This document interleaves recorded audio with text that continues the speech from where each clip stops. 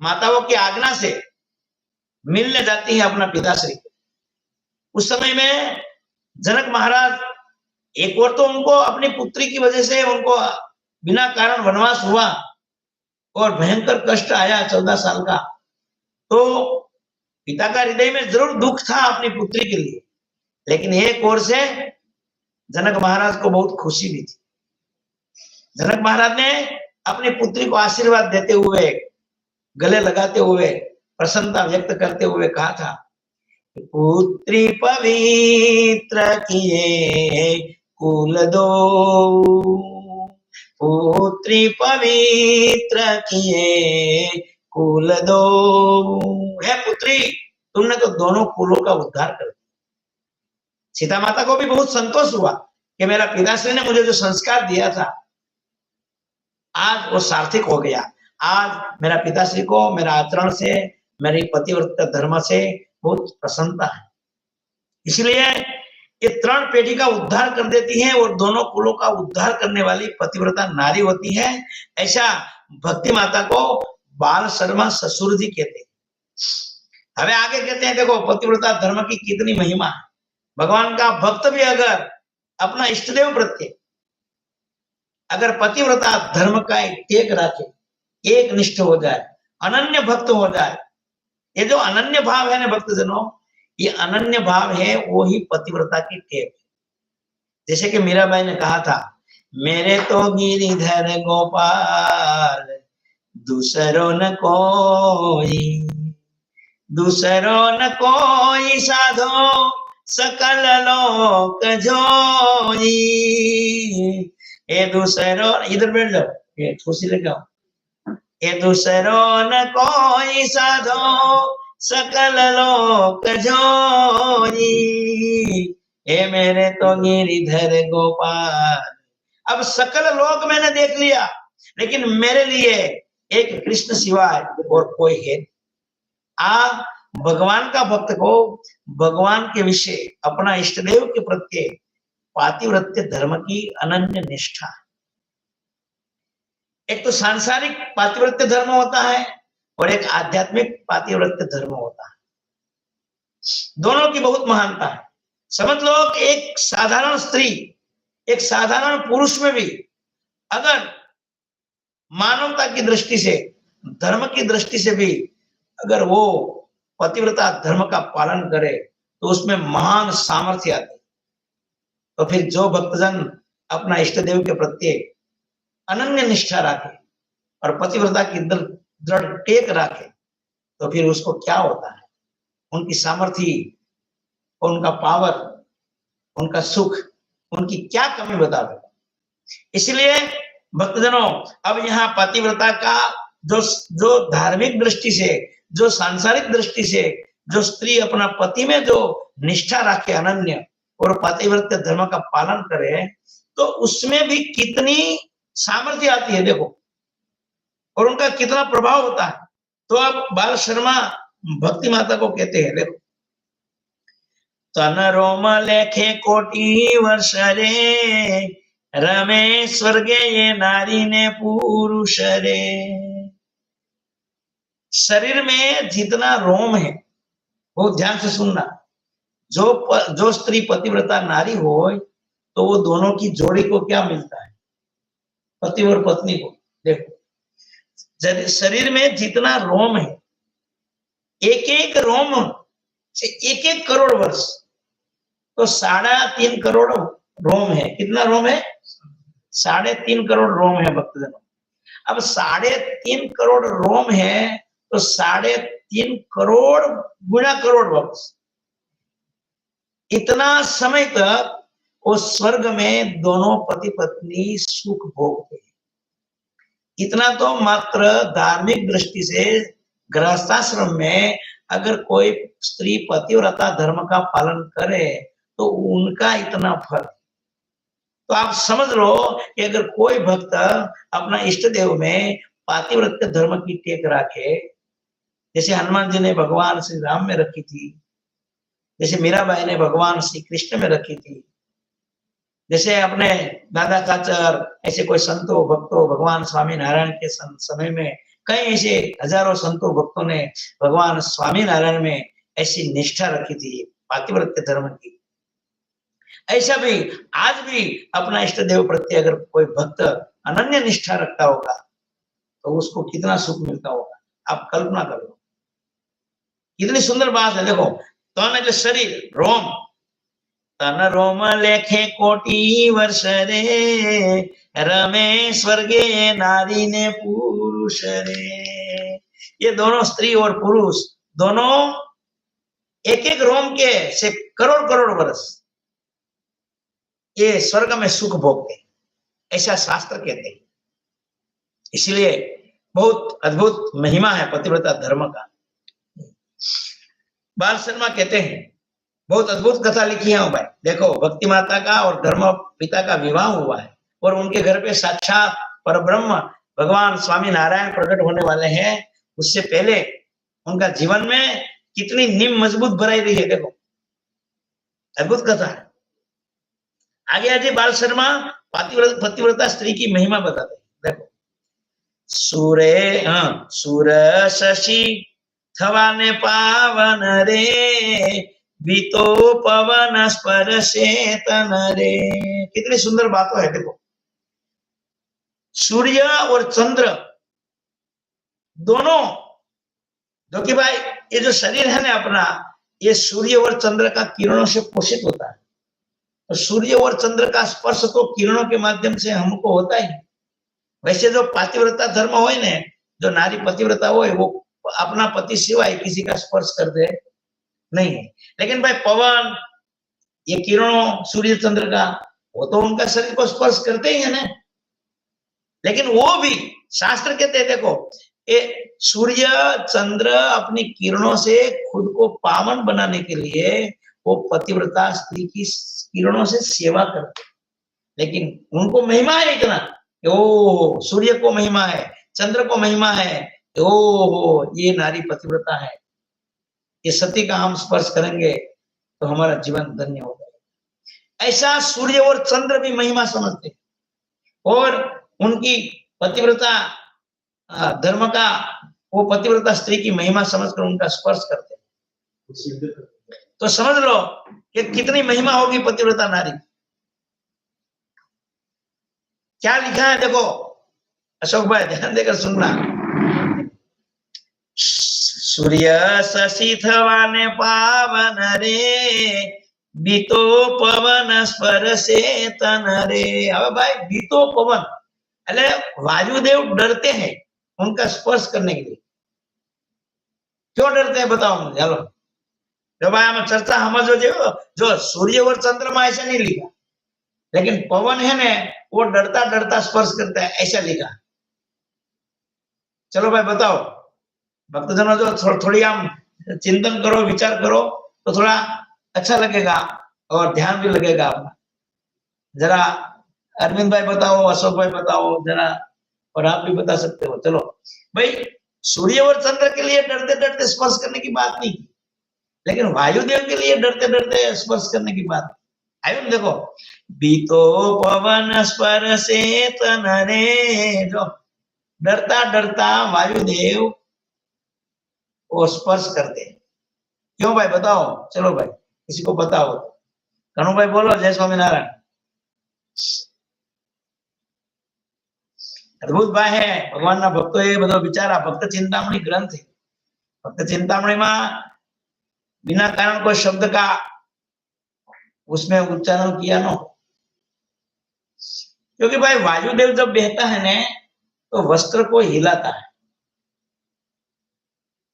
अगर वायुदेव ज्यादा बहुत हिलने लगे तो नारी की लज्जा हो जाए, इसी प्रकार वस्त्र आगे पीछे हो जाए तो उनका शरीर जो ऊपर जो वस्त्र ढंका हुआ है तन को ढांकने का वो आगे पीछे हो जाए तो वो उनकी मर्यादा भंग होती है। तो वायुदेव को डर लगता है, एक ओर से उनकी सेवा करनी है और अगर मेरा कार्य मैं करूं सृष्टि में सबको, मेरा कार्य है पवन देव का सबको वायु श्वासोश्वास चलाने का और हवा देने का, अगर मेरे से कोई ज्यादा पवन की ये लेरखी आ जाए और पतिव्रता नारी का वस्त्र इधर उधर हो जाएगा तो वो तो बहुत धर्मवान, तो वो तो लज्जावान होती है। अगर उनको क्रोध आ गया तो वो मुझे शाप देकर भस्म कर सकती। इसीलिए पवन देव भी डरते डरते पतिव्रता नारी का स्पर्श करता है। देखो भाई कितनी महिमा है, आपने तो कभी सुनी नहीं होगी। ये भक्त चिंतामणि ग्रंथ में बाल शर्मा भक्ति माता को सुंदर उपदेश प्रदान करते हैं। जय स्वामीनारायण। अद्भुत कथा। देखो आगे आजियो और महिमा है पतिव्रता को। तप तीर्थ व्रत जे कहेवाय रे, एनु तेज पतिव्रता पाय रे। जो क्या क्या है, तप तीर्थ व्रत जे कहावे रे, एनु तेज पतिव्रता पामे रे। बोलो, तप करीने जो सामर्थ्य आवे और तेज आवे, अपने तीर्थ करके जो पुण्य कमाते हैं और व्रत करके जो सामर्थ्य आती है, वो सामर्थ्य पतिव्रता नारी मात्र एक अपना धर्म का पालन करे तो उसमें आती है। और भगवान का भक्त अपना इष्टदेव प्रत्यय ऐसी पतिव्रता की टेक रखी है तो उसमें भी ऐसी सामर्थ्य आती है कि वो जहां पैर रखे ना वहां तीर्थ पैदा हो जाता है। भगवान कृष्ण ने तो लिखा है ना भाई, जहां जहां भक्त मेरा चरण धरत है, वहां तीर्थ सब आवे, ए वहां तीर्थ सब आवे। और जले में अंग लगाऊं, ए और जले में अंग लगाऊं,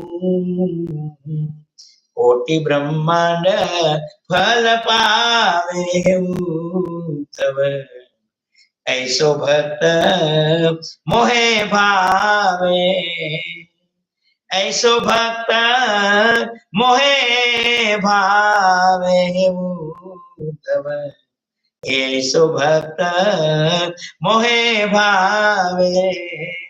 ऐसा भक्त मुझे बहुत भाता है, बहुत अच्छा लगता है। और ऐसा मेरा भक्त जो मेरा अनन्य भक्त है, जो मेरे प्रत्येक पतिव्रता की टेक रखता है, एक निष्ठा रखता है, ऐसा भक्त जहां जहां चरण धरता है वह तमाम तीर्थ प्रकट हो जाते हैं। कितनी महिमा है देखो। अगर भगवान का भक्त में हम भगवान गुरु, एक गुरु पूर्णिमा है ना कल, इसलिए गुरु पूर्णिमा के निमित्त से भी एक बात, एक गुरु और एक इष्ट अगर जो हो जाए हमको, हमारी क्या है रहती नहीं है निष्ठा है। ये लफड़ा वो है सबसे बड़ा, हमारा मन है वो व्यभिचारी। गुरुओं में भी हमारा मन व्यभिचार भाव को प्राप्त करता है।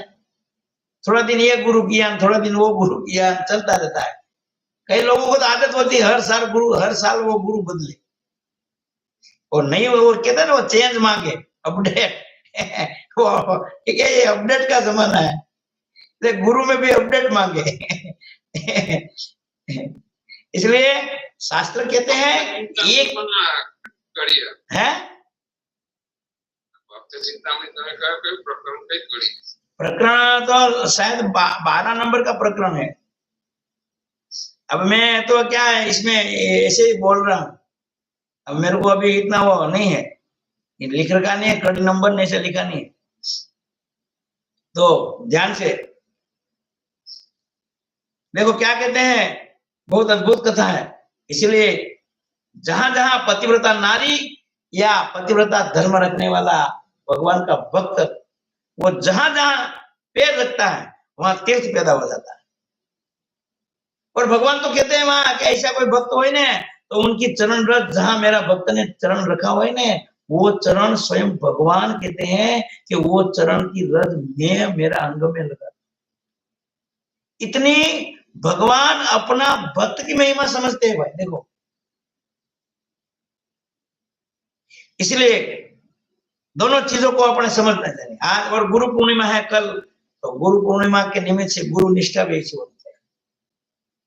जो जो महान हो गया है भूतकाल में, अभी जो महान है, भविष्य में जो महान होंगे, तो उसकी गुरु निष्ठा उनकी पति निष्ठा, उनकी इष्ट देव की निष्ठा अगर अनन्य होगी तो इसमें बहुत सामर्थ्य है।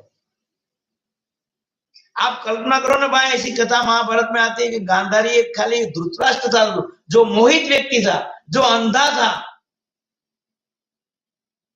जिन्होंने रात दिन किसी का छीन लिया था, जिन्होंने पांडवों को मारने की जो कोशिश की थी, वो सब जानता था धृतराष्ट्र, फिर भी उन्होंने अपना पुत्र को रोका नहीं था, शकुनी को रोका नहीं था। वो राजा था, वो चाहता तो रोक सकता था। ऐसा ये आदमी था, लेकिन गांधारी ने उसमें अगर पतिव्रता की टेक रखी, वो गांधारी में इतनी सामर्थ्य आई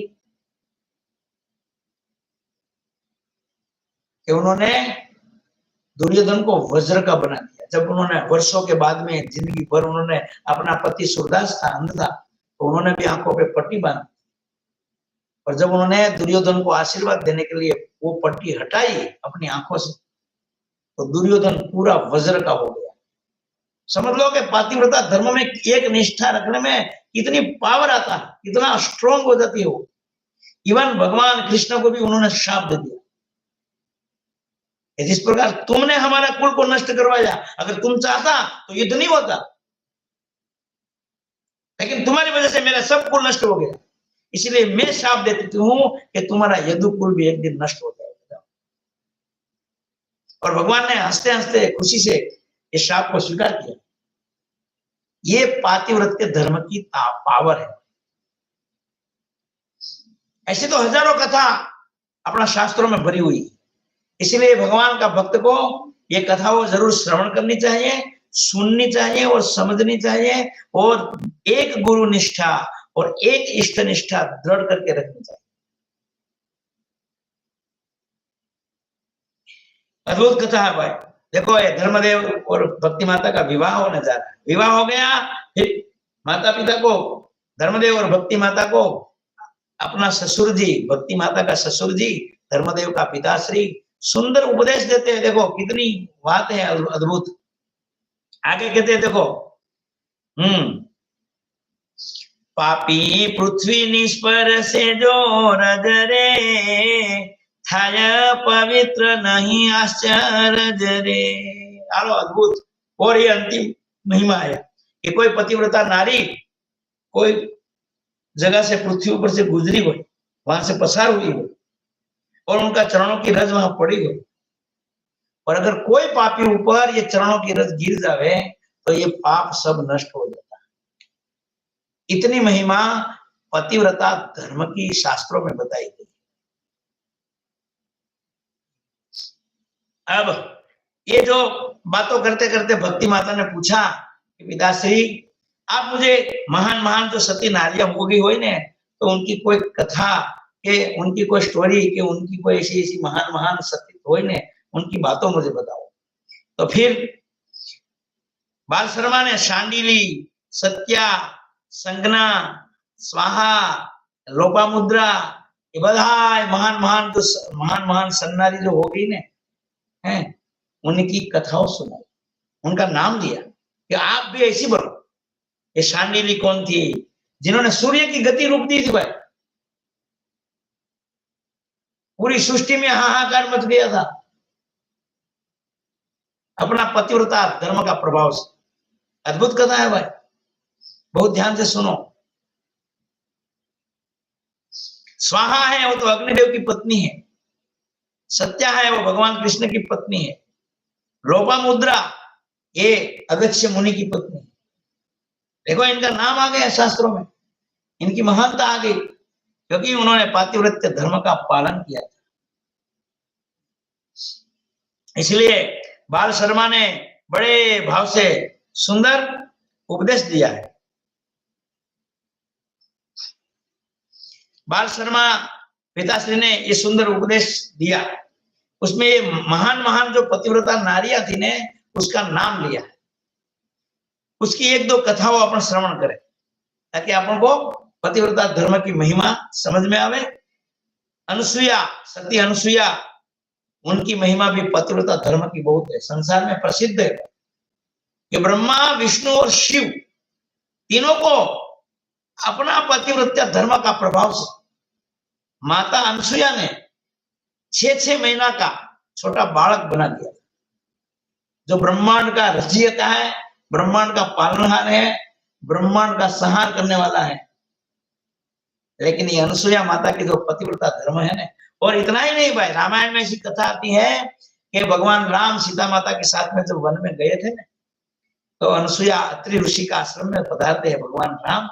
उस समय में आश्चर्य हो, आपको पता होगा कि नहीं होगा, ध्यान से सुनना अरविंद भाई, जय स्वामीनारायण। उस समय में माता अनसुया का आश्रम में सीता माता गई थी। उस समय में उन्होंने सीता माता को पतिव्रता धर्म का सुंदर उपदेश दिया है, और रामायण में आता है। इतना ही नहीं, और आगे बताऊं, ध्यान से सुनो। जब सीता माता वहां से आगे जाने लगी थी ने, तो माता अनसुया ने सीता माता को अपना दिव्य वस्त्र दिया, जो उन्होंने ब्रह्मा विष्णु शिव ने प्रदान किया था। वो वस्त्र पतिव्रता धर्म का प्रभाव से कभी गंदा नहीं होते, कभी मेला नहीं होते थे। बहुत ध्यान से सुनना। और माता सीता ने माता अनसुया का दिया हुआ ये वस्त्र और अलंकार धारण किया था, और वहां 10 महीना माता श्री सीता माता जानकी माता रही। उस समय में उन्होंने कभी वस्त्र चेंज किया ही नहीं। आप कल्पना करो, 10 महीना कोई वस्त्र चेंज नहीं करे तो कल्पना करो कि ये पतिव्रता धर्म की महिमा कितनी होगी। 10 महीना तक माता सीता ने वही वस्त्र अलंकार धारण किया, उसमें कोई नहीं, कोई मेला मलिनता नहीं आई, कोई विकार नहीं आया, कोई गंदगी नहीं आई, एकदम नक्शिख वो वस्त्र पवित्र है। इसलिए तो वो प्रभाव से रावण भी उनका स्पर्श नहीं कर सकता। आ बधी कथाओं सुन सुन के हमारा जीवन में कहीं ऐसा संस्कार आवे। भक्तजनों, एक दूसरे हाथ जोड़कर मैं विनंती करता हूँ, प्रार्थना करता हूँ कि हम सब जो, आप लोग सब जो गृहस्थ लोग, उनको अपनी पुत्रियों को ऐसी कथाओं सुनाना चाहिए बाल्यावस्था से ही, क्योंकि आज घोर कलिकाल में ये पतिव्रता का धर्म, इनकी कथा कहीं होती नहीं है। अगर कथा होती है तो ये जो नई पीढ़ी है उसको कोई सुनने में रस रुचि नहीं है, और माता पिता को उसको समझाने का सुनाने का टाइम नहीं। फिर कहीं ऐसा घर में परिवार में अपनी पुत्री के माध्यम से कोई ऐसी घटना बन जाती है जो हमारा मुंह काला हो जाता है और हम बहुत दुखी होते हैं। लेकिन सब माता पिता को बाल्यावस्था से अपनी पुत्रियों को कम से कम द्रौपदी, अहल्या, शत्रुपा, शांडिली, ये मदालसा की कथा सुनानी चाहिए। ऐसी बहुत सी कथाओं सन्नारियों की है। एक एक अगर चारित्रवान महान नारी का कथा रोज अपनी पुत्रियों को सुनाओ ना, तो कम से कम इतना फर्क पड़े कि आप आपकी पुत्री की वजह से कभी जीवन में दुखी नहीं हो। इसलिए ये बहुत जरूरी है। इसलिए तो देखो ना, ससुर जी, ये बाल शर्मा भक्ति माता का ससुर जी है ना, फिर भी उन्होंने पतिव्रता की, अपनी पुत्र वधू को उन्होंने पतिव्रता का महिमा समझाया। तो भाई, ये जो अनसुया माता थी ने, वो महान पतिव्रता नारी थी। वास्तव में देखा जाए ना, हम तो देखो भाई, गृहस्थ लोगों के लिए अत्रि और अनसुया, इन दोनों की कथा हर गृहस्थ लोगों को सुननी चाहिए। इसमें कितना लोगों ने ये कथा सुन रखी है, जरा उंगली ऊंची करो जी। जिग्नेश भाई ने, चला भाई, हेलो भाई देसाई भाई ने, चलो भाई। हाँ, अनसुया और अत्रि की कथा सुनने वाला है कौन? जिग्नेश भाई, सुनी है कभी आपने? हाँ, कभी सुनो, कभी पढ़ो। आपने सुन रखी है? अच्छा, आपने नहीं सुन रखी है? अत्रि ऋषि है, उनकी पत्नी अनसुया है। तो वो तो पतिव्रता का अत्रि शब्द, जो अत्रि और अनसुया, पहला तो वो नाम में अर्थ भरा हुआ है बाबू। वो नाम का खाली अर्थ आप समझो ना, तो आपको आश्चर्य लगेगा। अत्रि पहला नाम है, अत्रि ऋषि का नाम है अत्रि, जिसमें 3 गुण नहीं है माया का, रजोगुण, तमोगुण, सत्वगुण। मतलब कि तीनों गुणों को उन्होंने दबाया, तीनों गुणों को उन्होंने नियमन करके अपना जीवन में उनका सदुपयोग किया है। वो तीनों गुणों के अधीन नहीं हो रहे। ये त्रिगुणातीत होना तो बहुत कठिन है भाई। ये रजोगुण तमोगुण ये तो बहुत भयंकर होते हैं। ये जो गुण है ना, उसके वजह से अपने कर्म में एक्टिव होते हैं। पहला हमारा हृदय में ये गुण है ना, ये प्रभावित होता है। जब रजोगुण आता है ना, तो हमको चंचल बना देता है, हमको मोहित बना देता है, हमको अंधा बना देता है, हमारा चित्त में विवेक खत्म हो जाता है और हम विषयों के पीछे, वासनाओं के पीछे पागल बनकर भागते रहते। ये रजोगुण किसी को शांति से बैठने नहीं देता।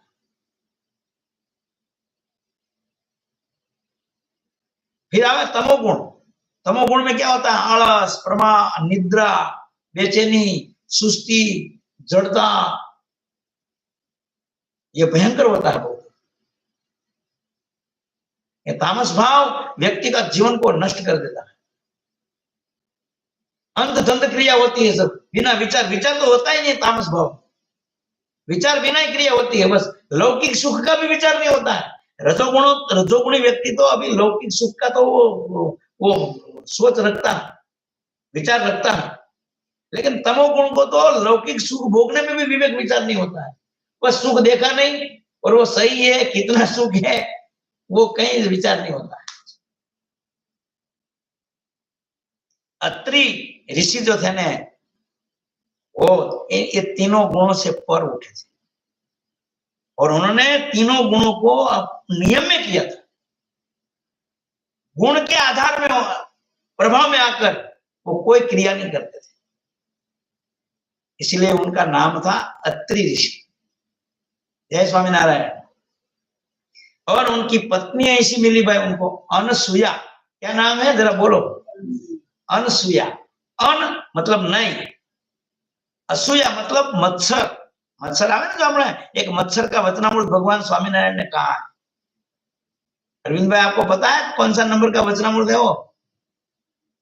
मत्सर वाला वचनामृत से, मत्सर वाला हाँ, कार्यालय का 6वां नंबर का वचन। ये जो मत्सर है ने, वो भगवान स्वामीनारायण ने हमको समझ में आवे ने ऐसी सरल व्याख्या की है कि मत्सर क्या होता है। तो कोई ले और कोई दे, बीच में जो ठाला ठाला जले वो मत्सर होता है। बस अंदर जो जलन होती है किसी का सुख देखकर, किसी का अच्छा देखकर, वो मत्सर है और वो बहुत भयंकर होता है। उनसे भी सूक्ष्म है ना वो असूया। असूया मतलब, असूया क्या होती है आपको बताऊं मैं। कोई व्यक्ति का अगर गुण हो ने, अगर वो असूया एकदम प्रभावित हो जाए ने, तो कोई व्यक्ति का जो गुण हो ने उसमें भी हम दोषारोपण करते हैं। जैसे कि मान लो कि कोई मानस लज्जावान है और वो नीचे दृष्टि रखकर चल रहा है। कोई व्यक्ति अगर लज्जावान है और वो नीचे दृष्टि रखकर, मर्यादा में दृष्टि रखकर वो चल रहा है, तो जो असूयावान व्यक्ति होगा ने, वो है तो उनका गुण ने, वो व्यक्ति का गुण है वो। लेकिन असूया जिसका हृदय में होगी तो वो क्या बोलेगा उसके बारे में पता है? कि उन्होंने कभी ऐसा काम किया है तो वो ऊंचा मुंह रखकर चल सके। देखो उनका गुण में भी उन्होंने दोष देखा। दोष में तो हम सब दोष देखते ही हैं, चलो तो साधारण स्वाभाविक है।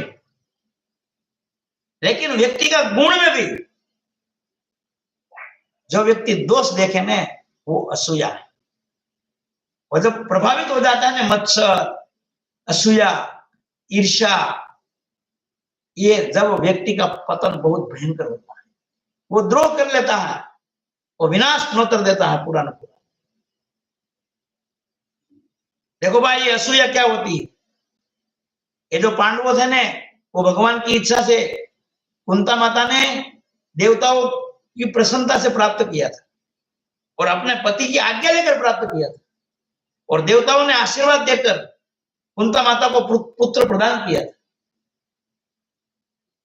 लेकिन ये जो कौरव सभा में ये कौरव जो शकुनी जो दुर्योधन वो उसका गुण में, ये तो गुण है ना भाई, है कि देवताओं स्वयं कृपा करके उनको अपनी दिशा दिव्य पुत्र देवे। ये कोई साधारण नारी को जिंदगी में ऐसा हुआ है? तो कितना ऊंची उस स्थिति है। लेकिन यही चीज को शकुनी वगैरह क्या कहते थे खबर, कि ये तो है ना पांडु का पुत्र नहीं है, ये तो मंत्र पुत्र है। ये असूया काम करती है। देखो ये तो मंत्र पुत्र है के ये जब असूया है ने वो जब भयंकर रूप धारण करती है ने तो सज्जन संत पुरुष भक्त पुरुष उनका सद्गुणों में भी वो दोष पैदा कर देती है। इतनी भयंकर असूया है। लेकिन जिसमें ये असूया नहीं है ने ऐसी जो अत्रि ऋषि की जो पत्नी थी ने इसलिए उसका नाम था अनुसूया। इसलिए कहा जाता है सती अनुसूया। ये असूया तो अपन को सुख चैन से बैठने नहीं देती, रात दिन जलेवास करे, बस सुख चैन लेने नहीं देगा भाई। ये हमारे सब में होती है भाई। भगवान का भक्त हो उसको हृदय में तपास करना चाहिए कि हमारा हृदय में कितनी ईर्ष्या है, कितनी असूया है, कितना मत्सर है। इसलिए भक्तजनों ये अनुसूया और अत्रि ये दोनों का जीवन अति दिव्य था। वो दोनों प्रभु के भक्त थे। अब हुआ क्या भाई, ये जब इनका इतना दिव्य जीवन देखा और उनकी महिमा बढ़ने लगी तीनों लोकों में। अब नारद जी तो क्या है कि तीनों लोकों में विचरण करते रहते हैं और सबकी एक दूसरे की बात बताते रहते हैं। नारद जी तो मीडिएटर है, हाँ वो तो पत्रकार है, तो यहाँ बैठे हैं हमारा। ये पत्रकार खतरनाक होता है। पत्रकार भी है ना वो असूया का काम करते हैं। स्वामी अत्रि ऋषि जे नदी किनारे आवा गया था, ब्रह्मा विष्णु महेश आया था, तो कई बालक बनाई દીધા એ જ છે। हाँ ये છે हाँ यही है। अब हुआ क्या अद्भुत हो, इनकी घटना बताऊं पूरी, फिर अपन कथा विराम करेंगे। ध्यान से सुनना। देखो भाई जीवन ये दोनों पति पत्नी है, गृहस्थी है, देखो। लेकिन एक अत्रि है, 3 गुणों से रहित है, और एक अनुसूया है, देखो जिसका हृदय में असूया, और उसमें भी औरतों में खास, उसमें भी जो सोतन हुए ना, सोतन, तो जो असूया काम करे तुम्हारे सोतन वो, अरे सगी बहनों हो एक घर में ब्याही हुई ना, और अगर सोतन बनी गई, देखो तुम्हारे देवरानी जेठानी, और उस समय में जो तुम्हारे असूया काम करे भाई भाई खतरनाक।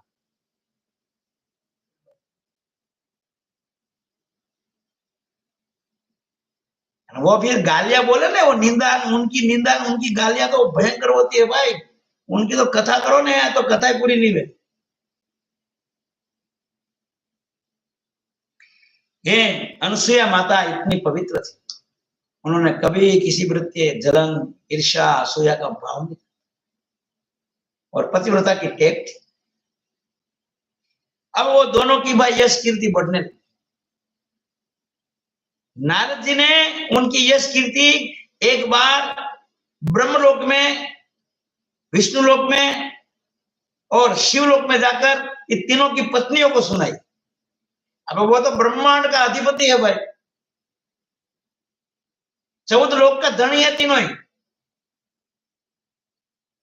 उनकी पत्नियों को तो कितना होता है। तो लक्ष्मी जी, सावित्री जी और माता पार्वती, इन तीनों के आगे नारद जी ने अनुसूया की प्रशंसा की कि भाई पृथ्वी पर एक ऐसी पतिव्रता नारी है जिनका यश तीनों लोकों में विख्यात है। उनकी जैसी पतिव्रता नारी आज तक न हुई है और न भविष्य में होगी। अबे भाई वो महान 14 लोक की जो महान होय के माताओं देवियों, उनकी आगे एक सामान्य इंसान की प्रशंसा इतनी करे नारद जी, तो वो तीनों को अंदर असूया पैदा होगी। देखो भाई ये असूया कहाँ हो जाती है, काम करती है। ये माया किसको किसको नचाती है। अतिशय देव प्रबल तव माया, जिसमें मोहया सकल सुर नर मुनिराया। बड़े बड़े ये भगवान की माया में मोहित होते। अब भाई नारद जी तो प्रशंसा करके चले गए, लेकिन इन लोगों के चैन सुख सब हर तीनों इकट्ठी हो गई। सावित्री और लक्ष्मी जी और पार्वती तीनों इकट्ठी होकर कहने लगे कि यार हम तो पतिव्रता नारी है, अब हमारे से भी ये साधारण जो पृथ्वी पर जो लेने रहने वाले व्यक्ति होता है वो हमारे से विशेष पतिव्रता होगी, ऐसा कैसे हो सकता है। और नारद जो अगर नारद इतना कह रहा है तो जरूर एक बार उनकी कसौटी करें। ये देखो अंदर से जलन पैदा हुई, हालांकि अपने लिए तो वो माताओं है, दिव्य देवियां है, इन्होंने लीला की होगी हमको शिक्षा देने के लिए, लेकिन समझने के लिए कि वहां तक भी ये प्रभाव हो जाता है। अब तीनों देवियों को सुख चैन चला गया, बस जरूर एक बार अगर वो इतनी महान है तो जरूर उनकी परीक्षा लेंगे, तो वो कितनी महान पातिव्रत धर्म पालन, वो हमारे से भी महान हो गई। दोनों ने अंदर आपस में बात करी और कहा कि अपना पतियों को तीनों को हम उनकी परीक्षा लेने के लिए भेजें। अब भाई तीनों देवता मिले, जब अपना अपना पति मिले तो उन्होंने हठ पकड़ी कि आपको एक काम करना है, पृथ्वी पर जाना है और उनका पातिव्रत्य धर्म की परीक्षा लेनी है। अब ब्रह्मा विष्णु और मैं महादेव जी कहवा लग गया कि तुम्हारे क्या लेना देना है तुम, अरे हमको हमारा काम करने दो। लेकिन भाई ये तो स्त्री हट कहते हैं ना भाई, जब स्त्री हट पकड़ती है तो वो फिर छोड़ती नहीं है। मजबूरन इन तीनों को परीक्षा लेने के लिए प्रेरित किया और प्रभु को लीला करनी होगी और संसार को, सृष्टि को बताना होगा एक पृथ्वी पर अगर पतिव्रता धर्म का पालन करे कोई नारी तो वो कितनी सामर्थ्यवान बन जाती है, ये उनको दुनिया को दिखाना होगा। इसलिए प्रभु ने ऐसी लीला रची। अब तीनों देव ब्रह्मा विष्णु और महेश साधुओं का, ब्राह्मणों का वेश धारण करके अत्रि ऋषि का आश्रम में पधारा। और उस समय में अत्रि ऋषि तपस्या में जंगल में थोड़े दूर तपस्या में बैठे थे, वो अपनी साधना कर रहे थे। इधर माता जी आश्रम में अकेली रहती थी। अब भाई तीनों ने भिक्षाम देहि करके आश्रम में पुकार लगाई। महता अनुसुया गुरु कार्य करती होगी, बाहर जाकर उन्होंने आतिथ्य सत्कार किया। तीनों ने चट्टाई जो घास की होता है, घास का बिछोना, वो डाल दिया, तीनों को विराजमान किया और हाथ जोड़कर जलपान वगैरह करवाया और विनती करी कि मैं आपकी क्या सेवा कर सकती हूँ। बोलो, बोले हमको भिक्षा चाहिए। बोले भिक्षा चाहिए तो अभी मैं देती हूं, आप तो विराज हो यहां पे, अभी लेके आइए भिक्षा। घर में अंदर फल फूल था, जो भी शास्त्र कहते हैं गृहस्थ धर्म, आतिथ्य सत्कार करना यथाशक्ति, तो फल फूल वगैरह लेके बाहर आई कि आप हमारी कृपा करके ये भिक्षा स्वीकार करो।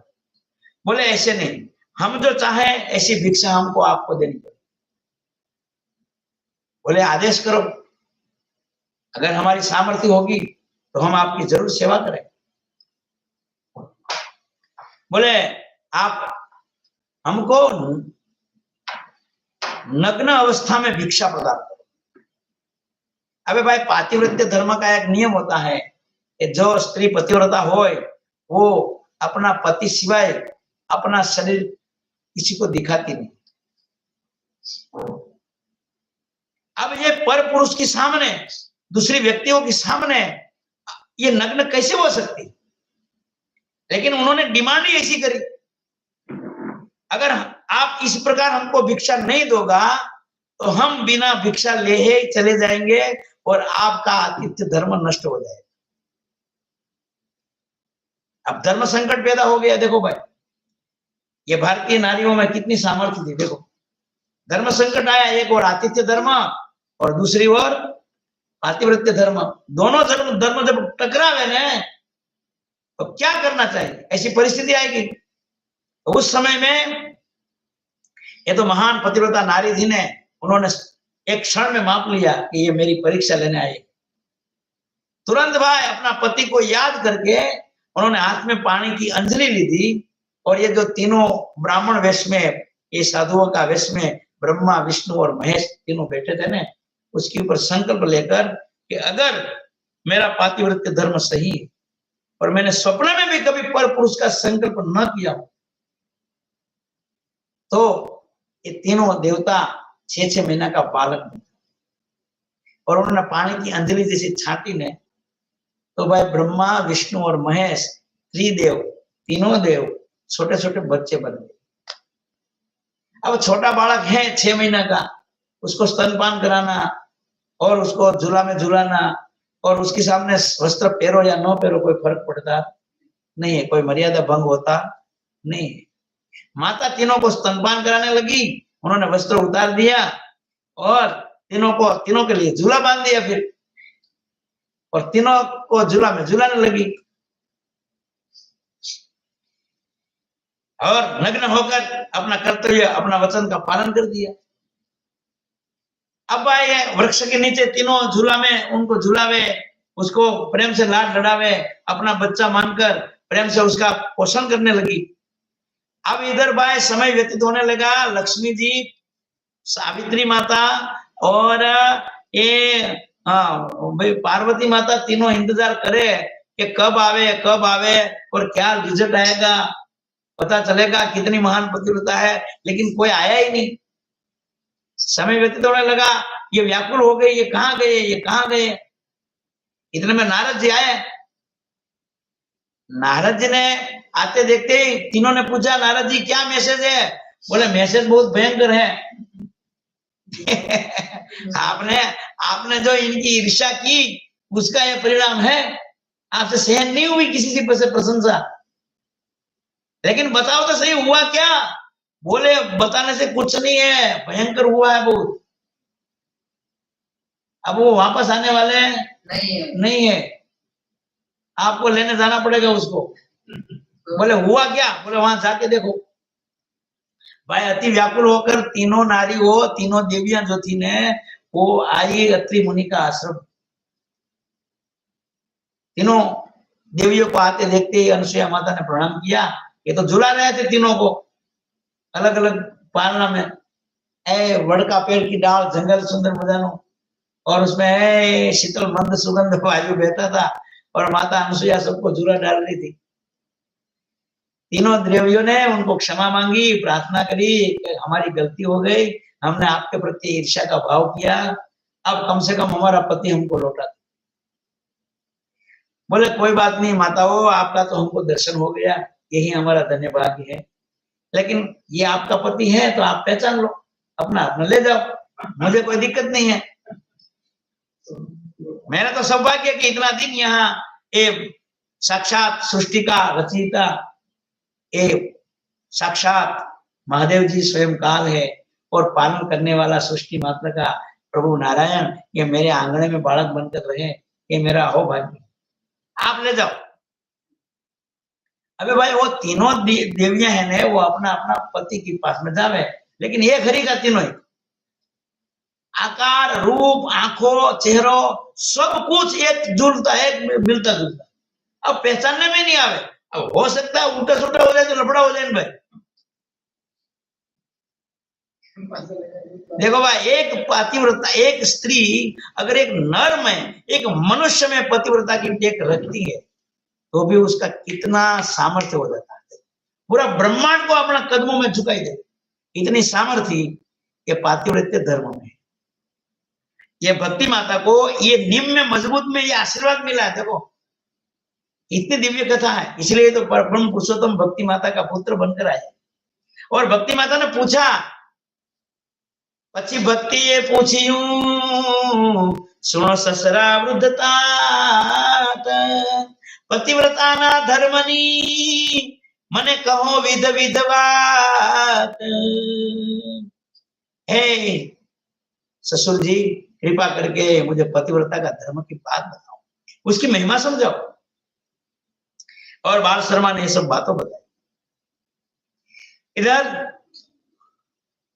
तीनों देवियों बहुत विचार विमर्श किया, बहुत कोशिश करी, लेकिन अपना पति तक को वो पहचान नहीं सकी। क्योंकि भाई हम किसी की ईर्ष्या करते हैं ना, हम क्रोध करते हैं, तो हमारा जो व्रत हो, हमारी जो तपस्या हो, हमारी जो साधना होती है ना, वो नष्ट हो जाती है। हम किसी की निंदा भी करते हैं ना भाई, तो भी हमारी जो सामर्थ्य है ना, हमारा पावर, हमारा जो तप है ना, उसका प्रभाव खत्म हो जाता है। इसलिए जीवन में जो धन्यवाद तो दियो आपने भाई अरविंद भाई को, उन्होंने ऐसा चातुर्मास में ऐसा नियम रखा है कि नवरू रहनु नहीं, कोई फालतू बात करनी नहीं, किसी की निंदा बुराई करनी नहीं, किसी गुण दोष के बारे में सोचना। ये ऐसा विचार ये भगवान की कृपा बिना आवे। बाकी तो दुनिया में बहुत मानसों वो टाइम पास निंदा कुचले में करते हैं। तो ये भगवान का भक्त है तो ऐसा शुभ विचार आते हैं देखो। बाकी आजकल कौन ऐसा विचार करते हैं। अब तीनों देवियों ने अनसुया माता के पास में जाने क्षमा मांगी और कहा कि कृपा करो और उसको वास्तविक रूप में प्रकट करो ताकि हम उसको लेके जाए। फिर माता ने वही आचमनी हाथ में जल लेकर संकल्प किया कि अगर मेरा पतिव्रता धर्म संपूर्ण हो और मेरा मन में कभी विकार न आया हो और इन त्रिदेवों ने मेरी परीक्षा लेने का विचार किया, इन तीनों देवियों मेरे पास में आई, उनके प्रति भी मुझे कभी हीन भावना न हुई हो, तो ये तीनों देव वापस अपना यथार्थ रूप में प्रकट हो जाए। और तीनों देवता माता अनुसुईया के सामने प्रकट हो गए और आशीर्वाद देवा लगे और अति प्रसन्न होकर कहा कि मांगो मांगो जो चाहिए तो मांगो। अनुसुईया माता भाई जो सच्ची पतिव्रता नारी होती है ना, उनको तो अपनी पति की जो इच्छा हो ना, वो अपनी इच्छा होती है बस, अलग से तो उनकी कोई इच्छा होती ही नहीं। इसलिए उन्होंने विशेष कोई डिमांड किया नहीं, लेकिन फिर भी भगवान ने राजी होकर उनको वरदान दिया तीनों देवता ने कि आपने हमको पुत्र रूप में बना दिया था, हमने आपका स्तनपान किया, इसलिए हम तीनों तुम्हारे यहाँ पुत्र बनकर आएंगे। इसलिए वो तीनों देवता वो अनसुईया और अत्रि माता का एक ही पुत्र बनकर आए। उसमें जो दत्तात्रेय भगवान है ना, वो अत्रि और अनसुईया माता का पुत्र है। इसलिए स्वयं नारायण दत्तात्रेय के रूप में उनके यहाँ पुत्र के रूप में आए, शिव जी स्वयं दुर्वासा के रूप में आए और ब्रह्मा जी स्वयं चंद्र भी उन्हीं का पुत्र है। अत्रि और अनसुईया का पुत्र चंद्र है और दुर्वासा है वो शिव जी का अंश है और भगवान दत्तात्रेय है वो भगवान नारायण का अंश है। इसी प्रकार इनको तीनों पुत्र के रूप में उनके पास में आए और उनको माता पिता बनाकर ये ब्रह्मा और विष्णु और महेश भी धन्य हो गए। ऐसी पतिव्रता की महिमा है। तो भक्तजनों, ये भक्ति माता और धर्मदेव का विवाह के माध्यम से और ससुर और बहू का कितना सुंदर संवाद है। देखो, कोई ससुर और बहू घर में ऐसा संवाद करते होंगे भाई? इतनी सुंदर कथा है भाई। सुंदर उपदेश देकर भक्ति माता को आशीर्वाद देकर कहा कि जा, तुम्हारा खूब पति में तुमको प्रेम होगा, इसलिए लोग तुमको प्रेमवती कहीं न बुलाए। और भक्ति माता को हम सब प्रेमवती कहते हैं और प्रेमवती के नाम से कीर्तनों भी बने।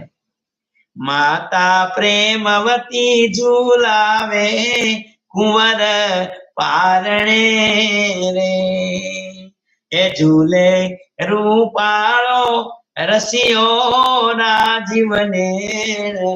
माता प्रेमवती झूलावे कुंवर पारणे रे। माता प्रेमवती का नाम से कई कीर्तनों सत्संग में प्रसिद्ध है और प्रेमवती के नाम से माता भक्ति प्रसिद्ध हो गए। तो भक्तजनों, इसी प्रकार मधुर दाम्पत्य जीवन की नींव बनी गई ये ससुर जी का उपदेश, ये सुंदर कथा अपना इष्टदेव भगवान स्वामीनारायण का माता पिता की है और उसके माध्यम से हम सब ने पतिव्रता धर्म की महिमा समझी।